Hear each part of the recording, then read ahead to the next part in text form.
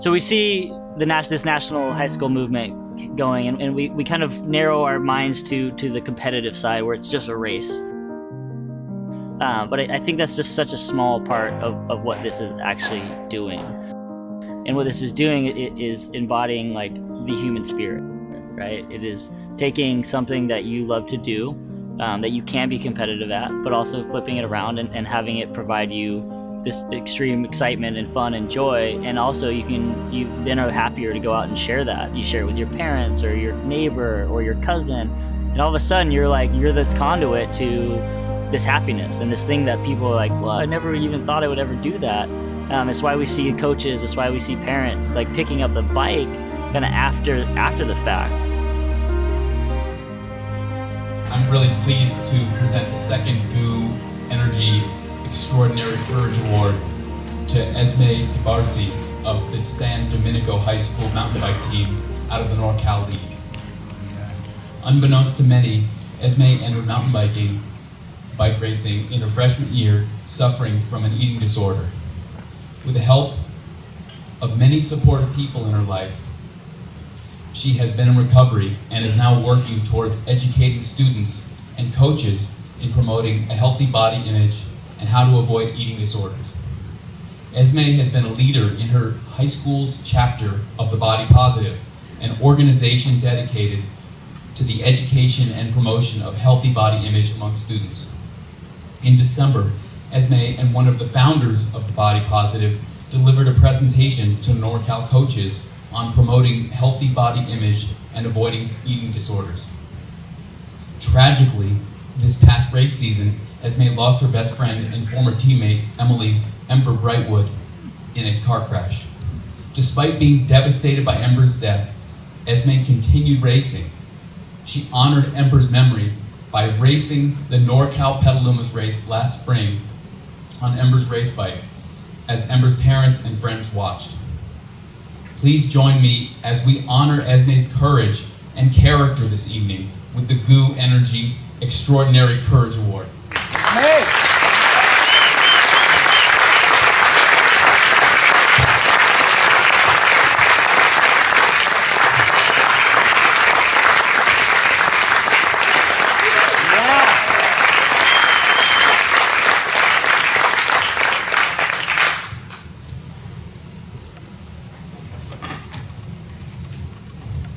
When I first joined the league as a freshman, I was new to mountain biking, and it was the first year San Domenico had a team.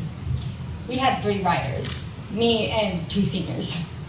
After joining the team, I found a place where I felt accepted regardless of my skill. Our team became like a small family. And when I began racing, I felt challenged but excited to be working so hard and seeing such results. My coaches are like a second family to me, and so is the entire team as it grows. When I started, I was a very unathletic person. But with training and encouragement, I was able to watch as my places improved at every race. The number of people at the races were shocking, yet every person I met and talked to was like an instant friend. Proof is all the recipients that I've met tonight. We are all friends already within 10 minutes. Participating in the league has helped me strive for improvement in academics and athletically. Biking became my healthy stress relief, so I could focus better when doing my schoolwork. I soon fell in love with the sport, which proved to be life-changing and not just in athletic strength. Biking gave me the strength emotionally, the strength I needed to beat anorexia.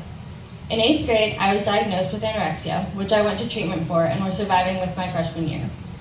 When I was not actively participating in the league over the summer, I seemed to lose myself. I relapsed and lost nearly all of the muscle I had gained as a freshman. As school started and bike season drew near, I began to think about the effects that my actions might have on the coming season of racing. More importantly, how was I going to race when I wasn't eating enough to support myself on the rides I had been on? At this realization, I asked for help. I missed 9 weeks of the beginning of my sophomore year, basically the entire first semester. I got back to school right as training season was starting. Due to the relapse in my eating disorder, I started my sophomore year with none of the muscle I had gained as a freshman. After losing muscle and not being able to exercise for months, I went on a ride with my coach. Hills that used to seem easy were now a struggle to climb. This was a huge eye-opener for me, that being lighter did not mean being better. I realized that I never wanted to destroy my body the way I had done that year. I was recovering and training hard, and I was able to make 6th in my best race as a sophomore. In my junior year, I raced JV and made 5th place podium at Laguna Seca. I was beyond ecstatic when I found out that I was 4th overall last year in JV and will be racing varsity this season.